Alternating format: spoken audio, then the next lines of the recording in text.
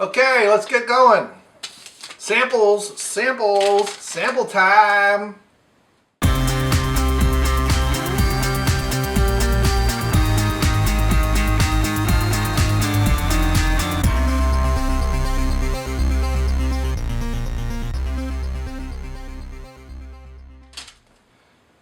Hey, it's Bryon Lape back with some more reviews. So I ordered some new protein powder from a different distributor not too long ago, and we'll be reviewing that soon enough. And they sent me some samples of stuff, which I'm going to do a bunch of them right together. So up first, I tell you what, let's do the Dr. Jekyll and Mr. Hyde combo. I would not suggest stacking these. You might be in the hospital, but this is not a stack, although the product names might think you are. So this is Pro Support, I think is the name of the company. Yep, Pro Supps. So there's the whole thing. Dr. Jekyll, this was a green apple flavor, and Mr. Hyde was a fruit punch, the ubiquitous red, as I like to call it. This one is way too caffeinated for me. I think it was like 300, if I want to say, yeah, 300 milligrams of caffeine.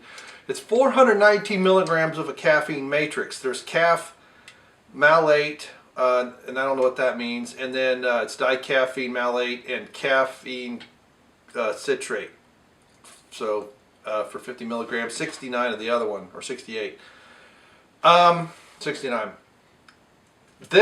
I mean, you talk about, yeah, I mean, I could wake up, you can give this someone in a coma, and I think they would hit the gym with this stuff. This is just, I mean, the taste was good, it mixed well and everything, but if you need that much caffeine to get to the gym, man, I don't know. I feel for you. You must be drinking. You must have a caffeine sensitivity. I mean, insensitivity so high that I can't even imagine.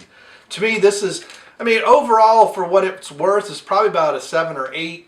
But to me, this is a skip. This is just way too powerful for the likes of me. Now, on the other hand, Dr. Jekyll. This one, the green apple flavor, is kind of a sour, kind of like a Granny Smith almost. Very good flavor, very good mixability like the other one. This one only, it's like, I want to say 100 milligrams of caffeine. That's it. And there aren't any other weird caffeines in there. 100 milligrams per serving. This serving is 11 grams. I like this so well that I actually ordered some. I forget what flavor, but once it's come in, and I'll go through it and I'll do a review of it probably in a month or so. Probably maybe a little bit more. I don't quite need 180 to 90 milligrams. It's more than enough for me typically, so I don't tend to do a full scoop. But I also do, sometimes I do it in the morning, about a half a scoop, and then a half a scoop in the afternoon. So because I'm not exact with the measurements, who knows how many servings I'm going to get. And it wasn't cheap either. I think it was like $35 for that, a small tub. But this was very good. This is more of a pump-oriented, intense pump pre-workout. You can really, what I've noticed with this is I get a little bit further into my high rep when right now I'm doing some heavy weights at lower rep, and then I'm following up with secondary exercises with slightly lighter weights but higher rep and slower negatives. And it takes a little bit longer for the lactic acid to build up when I'm taking this as compared to not. So that is pretty good. At least when I took this, that's what I noticed. And we'll see when I have the actual supplement. We'll do the full review later on. So that one's definitely, for me, a buy. At least get another flavor.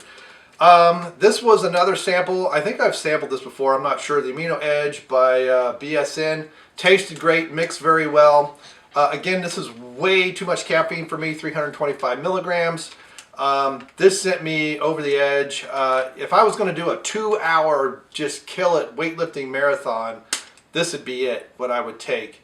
I took this on a Saturday afternoon, fortunately, and I wasn't, so I didn't have problems getting to sleep that night. But if I took this my normal time, 7 or 8, 6 o'clock, 6:30, when I hit the gym, I'd be up until the next day. But the flavor overall was good. There's a strawberry orange, very good flavor. But to me, again, unless I'm doing obviously with a sample it's harder to do. I could buy it and just do half scoops and get 125 milligrams or thereabouts, and it'd probably be fine.